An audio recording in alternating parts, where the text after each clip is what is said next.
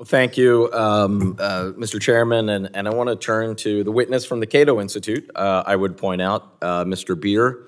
Now, FAIR, F-A-I-R, the acronym, published a report on the alleged burden of migration to the U.S. Mr. Beer, you have over a decade of impressive experience in immigration studies. Your work has been cited widely, including by the U.S. Supreme Court. You've displayed your knowledge already here this morning. So with your background and knowledge and experience, I would like you to take this opportunity to comment on the FAIR report, their use of data in the report, and how the methodology of the report may fail to capture the broader context of immigration's economic benefit to the country. Yeah, so the FAIR report significantly understates the tax benefits, expenditures, contributions of immigrants. I mean, you look at the state tax revenues that they calculate, it's 37% below what's in the census current population survey data, understates their federal income tax by about 88%, understates their Medicare and Social Security taxes by 62%.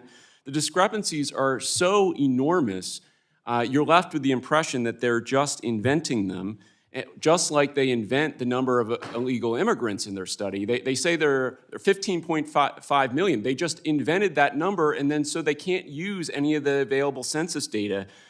FAIR counts the expenditures on education for U.S.-born children, for example, minor children, excludes all of the tax payments from the adult children of immigrants in the United States. Doing that alone cuts the total number of tax payments in half, which they've already reduced by about 2/3.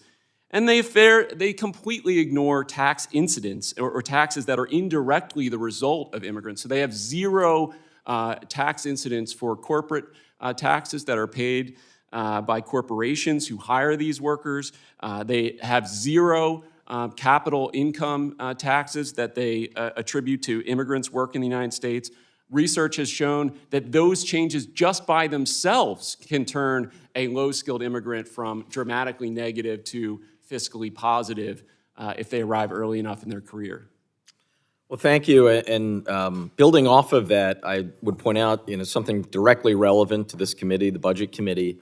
We had an important set of economic data or report released on Monday from the trustees of Social Security and Medicare trust funds. And we got tremendously good news because of this economy performing much better than was projected a year ago or a couple of years ago. The lifetime of the trust funds for Social Security and Medicare have been pushed out. That is good news that we all should cheer. I was wondering, given this is a hearing on immigration, what impact does immigration and immigrants have on Social Security and Medicare trust funds? Well, the Social Security Trust Fund report directly says it. It's a result of increased labor force, and the increased labor force results in more tax revenue to Social Security. The report says that basically increasing from 829,000 to 1.7 million immigrants per year reduces the annual burden of Social Security by 1.5% of taxable payroll over by 2097, which is about $137 billion in today's terms. So very significant impact on Social Security revenues in the long term.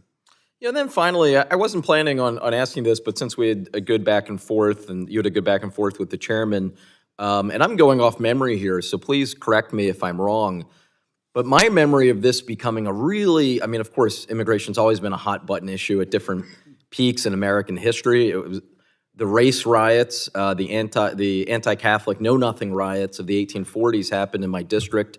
They were so deadly, that's what led to the creation of the Philadelphia Police Department. Because of just how widespread and deadly they were. So this has been an ongoing story throughout American history. But I really remember in my lifetime the question on the southern border rising to a certain prominence right around 2005. That was when George W. Bush was working with John McCain and Senator Kennedy. You had a surge in crossings.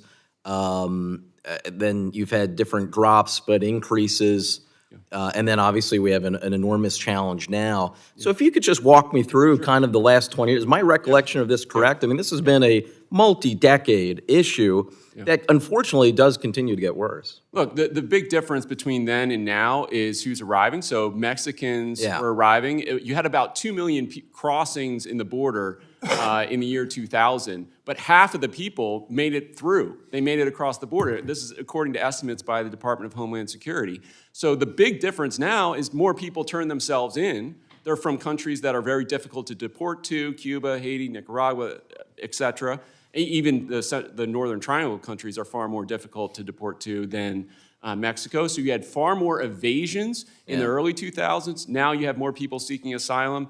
But the magnitude is nothing new to Border Patrol. We actually had more overwhelmed Border Patrol agents in the 2000s when you had the number of arrests exceeding 3 per day per Border Patrol agent, which is, totally unheard of today with 20,000 agents.